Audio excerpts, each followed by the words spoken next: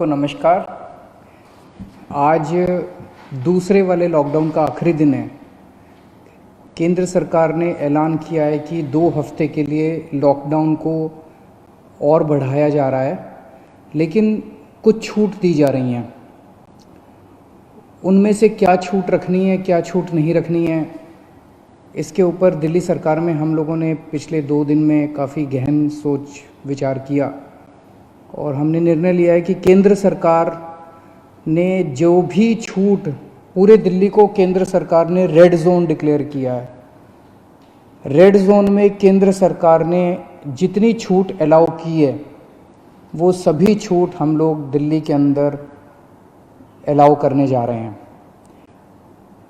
इसका क्या मतलब है, मैं संक्षेप में अभी आपके सामने रखूँगा, लेकिन इसके तुरंत बाद आपको एक डिटेल्ड प्रेस रिलीज़ जारी की जाएगी, जिससे आपको और इसके बारे में, और थोड़ी देर के बाद ऑर्डर्स भी हो जाएंगे इसके बारे में, फॉर्मल ऑर्डर्स, तो आपको पता चल जाएगा कि किस किस क्षेत्र में क्या क्या अलाउ किया जा रहा है। लेकिन एक रूपरेखा मैं आप सब लोगों के सामने रख देता हूँ। पहली चीज़ तो ये कि कल से सभी सरकारी दफ्तर खुलने जा रहे हैं। कई सारे सरकारी जो एसेंशियल सर्विसेज से डील करते हैं सरकारी दफ्तर, उन एसेंशियल सर्विसेज वाले सरकारी दफ्तर में 100% अटेंडेंस होगी। लेकिन दूसरे सरकारी दफ्तरों में जो एसेंशियल सर्विसेज से डील नहीं करते, वहाँ पे डिप्टी सेक्रेटरी लेवल तक, डिप्टी सेक्रेटरी एंड अबाव 100% आएंगे लोग, और उसके नीचे वाले स्टाफ में 33% स्टाफ आएगा। कल से दिल्ली के सारे प्राइवेट ऑफिसेज खोले जाएंगे, लेकिन प्राइवेट ऑफिसेज केवल 33% स्ट्रेंथ पे काम करेंगे।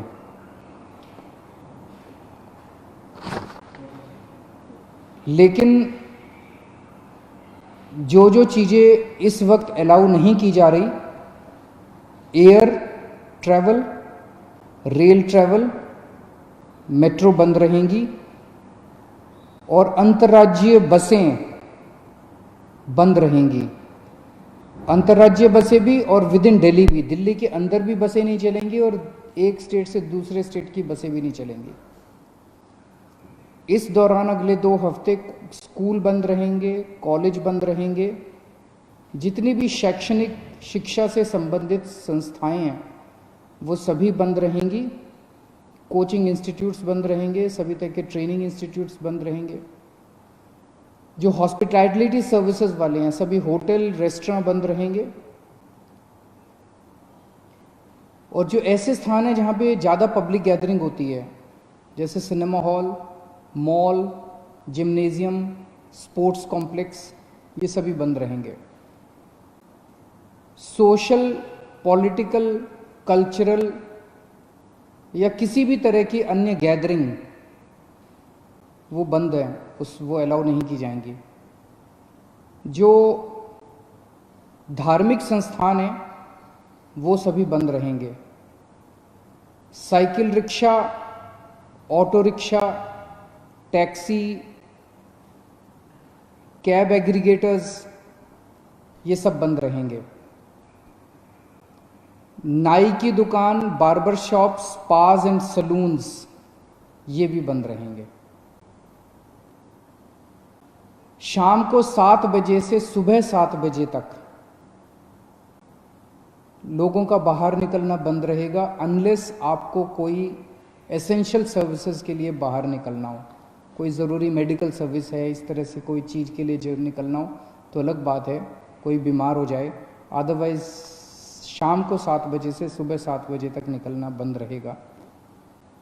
65 साल से ऊपर की उम्र के जो लोग हैं, या जिन लोगों को कोमोर्बिडिटी है, कोई और बीमारी है, जैसे हार्ट की बीमारी है, डायबिटीज़ है, कैंसर है, सांस की बीमारी है, ऐसे लोगों को, जो गर्भवती महिलाएं हैं उनको, और जो बच्चे 10 साल से कम उम्र के हैं, इन लोगों को घर में रहना चाहिए। इन्हें घर में रहना होगा, क्योंकि इनको कोरोना ज़्यादा होता है, और अगर कोरोना हो जाए तो जानलेवा इनके लिए साबित हो सकता है। तो 4 किस्म के लोग हैं जिन्हें घर में रहना होगा। अनलेस कोई मेडिकल इमरजेंसी ना आ जाए। उसके अलावा उन्हें घर में रहना है।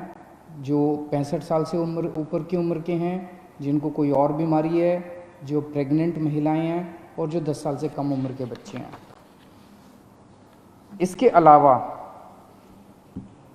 जो सेल्फ एम्प्लॉयड लोग हैं, टेक्नीशियन हैं, प्लम्बर हैं, इलेक्ट्रिशियन हैं, मैकेनिक हैं, सफाई कर्मचारी हैं, जो हमारे घर में काम करने वाले बाई आती है, लॉन्ड्री है, धोबी है, प्रेस वाला है, इस तरह के जो सेल्फ एम्प्लॉयड लोग हैं, उन लोगों को काम करने की इजाज़त है। उनको सबको काम करने की इजाज़त दी जा रही है।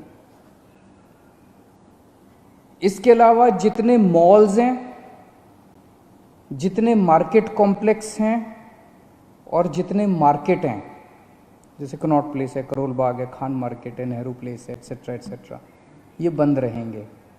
लेकिन इन मार्केट्स के अंदर जो ज़रूरी सामान की चीज़ों की दुकानें हैं, एसेंशियल सर्विसेज की दुकानें हैं, वो सारी खुली रहेंगी। चाहे कोई मार्केट हो, चाहे मार्केट कॉम्प्लेक्स हो, ज़रूरी सामान की चीज़ें खुली रहेंगी और किताबों की स्टेशनरी की दुकानें खुली रहेंगी। लेकिन जो स्टैंड अलोन शॉप्स हैं, जो नेबरहुड कॉलोनी शॉप्स हैं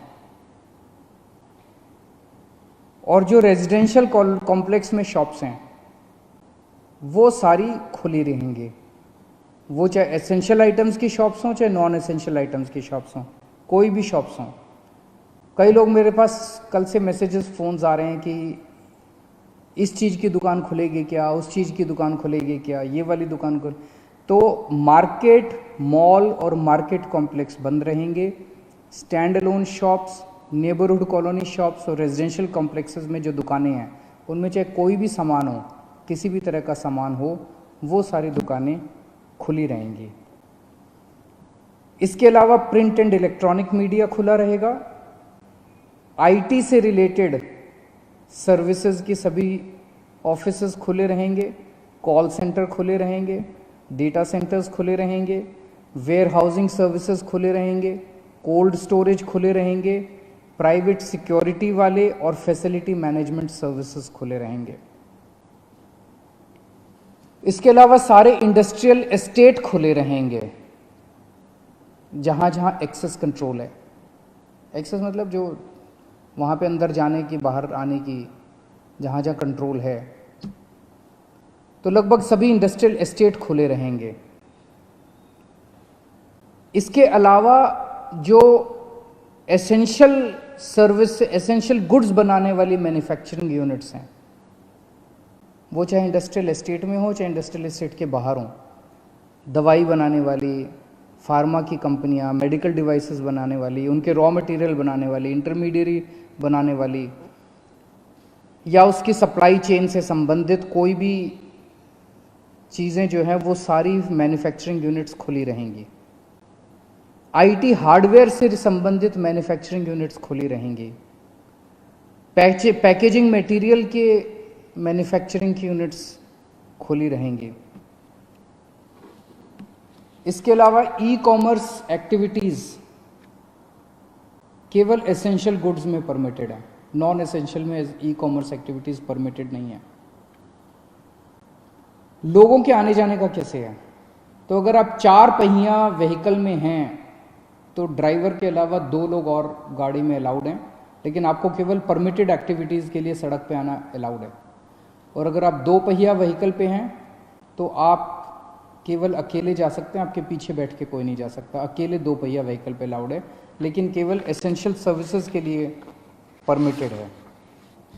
कंस्ट्रक्शन एक्टिविटीज़ केवल इन सीटू कंस्ट्रक्शन, मतलब कि मजदूरों के आवागमन की इजाज़त नहीं है। अगर मजदूर वहीं रह रहे हैं, आसपास रह रहे हैं, उस केस में कंस्ट्रक्शन एक्टिविटीज़ अलाउड है। जो अगर शादी होती है तो सोशल डिस्टेंसिंग का पालन करते हुए 50 लोगों से ज़्यादा शादी में लोग नहीं होने चाहिए। अगर कोई किसी की मौत हो जाती है तो उसमें 20 लोगों से ज़्यादा लास्ट राइट्स के लिए अलाउड नहीं है। पब्लिक प्लेसेस पे थूकना स्ट्रिक्टली मना है, उसके ऊपर सख्त कार्रवाई की जाएगी। सभी एग्रीकल्चरल एक्टिविटीज़ अलाउड है, sowing, harvesting, procurement, marketing, agriculture supply chain से रिलेटेड जितनी भी एक्टिविटीज़ हैं वो सभी अलाउड हैं।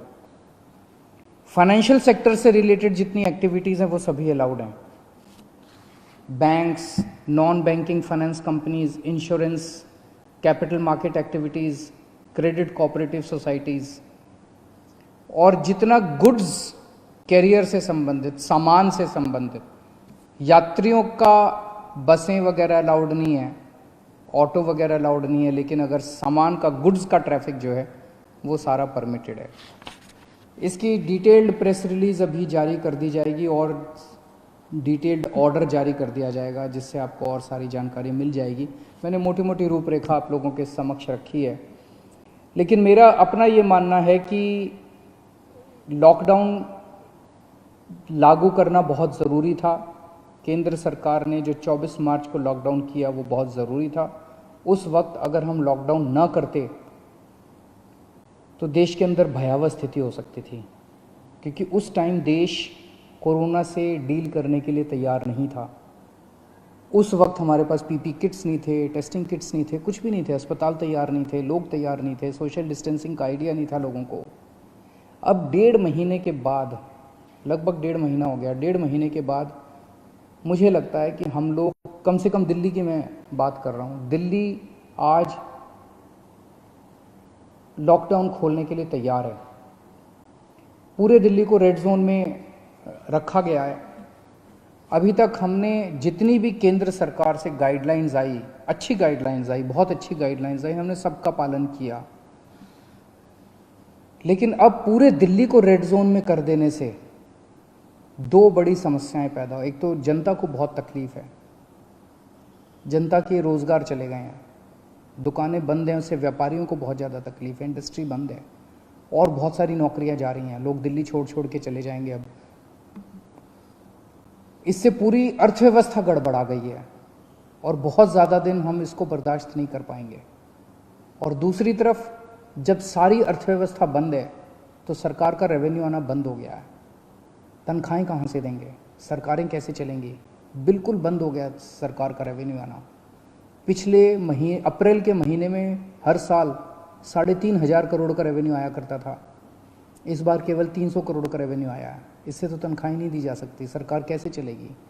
तो अब अर्थव्यवस्था का बड़ा संकट पैदा हो रहा है। तो मेरा अपना ये मानना है कि लॉकडाउन के पीरियड को हमें तैयारी करने के लिए, कोरोना की तैयारी करने के लिए इस्तेमाल करना चाहिए था, जिसका हमने भरपूर इस्तेमाल किया। ऐसा कभी नहीं हो सकता। अब कोरोना आ गया है, कोरोना रहेगा, कोरोना 0 हो जाएगा, कोरोना का एक भी पेशेंट नहीं होगा, आगे कोरोना कभी नहीं होगा, ऐसा हो ही नहीं सकता। पूरी दुनिया में नहीं हो रहा, ये संभव ही नहीं है। अब हमें कोरोना से जीने की, कोरोना के साथ जीने की तैयारी करनी पड़ेगी, इसकी आदत डालनी पड़ेगी। सरकारों को इसकी तैयारी करनी पड़ेगी, जनता को इसकी, हम सबको इसकी तैयारी करनी पड़ेगी, देश को इसकी तैयारी करनी पड़ेगी। आज दिल्ली इसके लिए तैयार है। हमने पर्याप्त उपाय कर लिए हैं, पर्याप्त व्यवस्थाएं कर ली हैं, अस्पतालों का इंतजाम कर लिया है, किट्स का इंतजाम कर लिया, सारी व्यवस्थाएं कर ली हैं। अगर लॉकडाउन पूरी तरह से दिल्ली में खोल दिया जाता है, हमने सुझाव दिया है केंद्र सरकार को कि जो जो कंटेनमेंट जोन हैं दिल्ली के अंदर, लगभग 97 कंटेनमेंट जोन्स बचे हैं, जो जो कंटेनमेंट जोन हैं उनको पूरी तरह से सील कर दिया जाए और बाकी दिल्ली को ग्रीन कर दिया जाए। बाकी दिल्ली के मार्केट खोल दिए जाएं। मार्केट में चाहे तो ऑड इवन कर दें, एक दिन ऑड दुकानें खुलेंगी, एक दिन इवन दुकानें खुलेंगी। लेकिन अब दिल्ली को खोलने का समय आ गया है, हम उसके लिए तैयार हैं। हम केंद्र सरकार से बात भी कर रहे हैं और हमें पूरी उम्मीद है कि जल्द दिल्ली के मार्केट भी खुलेंगे, अर्थव्यवस्था भी खुलेगी। ऐसा होने से थोड़े केस बढ़ेंगे, लेकिन जो केस बढ़ेंगे उससे निपटने के लिए हम तैयार हैं। हमारा इस वक्त सबसे बड़ा 2 मकसद हैं। पहला मकसद है कि किस तरह से दिल्ली के अंदर कोरोना से होने वाली डेथ्स को कम किया जाए, और हम अभी तक काफ़ी कम करने में सक्षम रहे हैं, सफल रहे हैं। और दूसरा है कि कोरोना को कैसे फैलने से रोका जाए। वो बहुत ज़्यादा टेस्ट कर रहे हैं हम लोग, ताकि हमें पता चल सके कौन बीमार है, उसको इलाज करें और उसको ठीक करके उसके घर भेजें। तो मैं उम्मीद करता हूँ कि हम लोग आगे केंद्र सरकार को भी मनाने में सफल होंगे, और ये लॉकडाउन का पीरियड जो है, इसमें जो जो रिलैक्सेशंस दिए गए हैं, इन रिलैक्सेशंस से आप लोगों को सबको फ़ायदा होगा। बहुत बहुत शुक्रिया।